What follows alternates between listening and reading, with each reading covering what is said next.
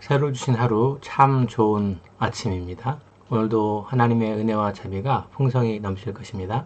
오래도록 욥과 친구들의 논쟁이 있었습니다. 그 가운데 들으시고 보시고 아셨던 하나님이 그렇게 욥이 만나고 싶고 그리고 듣고 싶었던 고통의 원인에 대해서 알고 싶어 했던 그 하나님께서 나타나십니다. 여호와께서 폭풍 가운데에서 욥에게 말씀하시기 시작했습니다. 그런데 욥이 원하는 고통의 이유를 말하는 게 아니라 오히려 하나님께서는 욥에게 질문을 합니다. 대답할 수 없는 질문, 우리들이 할 수 없는 그런 질문들을 계속 하십니다.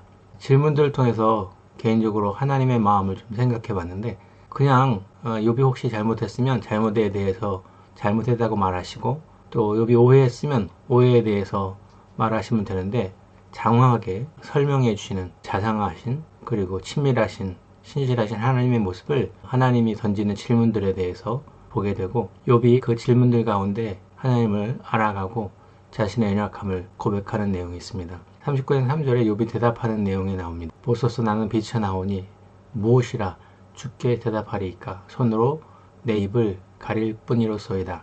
모든 물음의 답은 하나님의 하나님 되심, 하나님의 장엄하고 위엄이 있으신 세상을 만드시고 통치 나가시는 하나님의 전능하심 앞에서 경외함을 가지고 모르는 상황 가운데, 알 수 없는 상황 가운데, 이해할 수 없는 그런 모든 상황 가운데 하나님을 전심으로 신뢰하고 따라가는 삶에 대해서 마음을 들여야 되는 그런 모양을 보이시고 계십니다. 우리가 살아가는 삶 속에서도 사실 계속해서 우리는 욥의 고난의 이유를 묻고 싶지만 하나님의 대답은 고난의 이유나 고난의 목적이나 그 어떤 것이 아니라 나 하나님을 신실하게 따르라고 하는 믿고 의지하라고 하는 마음을 보여주시고 계십니다. 자주 강조하면서 적용하고 있는 내용입니다.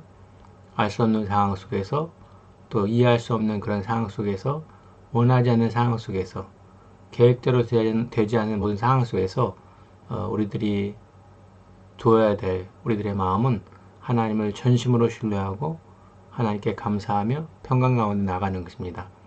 오늘도 하나님의 신실하심과 하나님의 공의로우심과 하나님의 은혜와 자비가 우리의 삶 가운데 풍성히 넘칠 것입니다. 감사함으로 인내함으로 신뢰함으로 하나님 아버지의 이름의 영광을 드높이며 하나님 나라와 하나님의 의를 높이는 우리 모두가 되기를 축원합니다. 사랑합니다.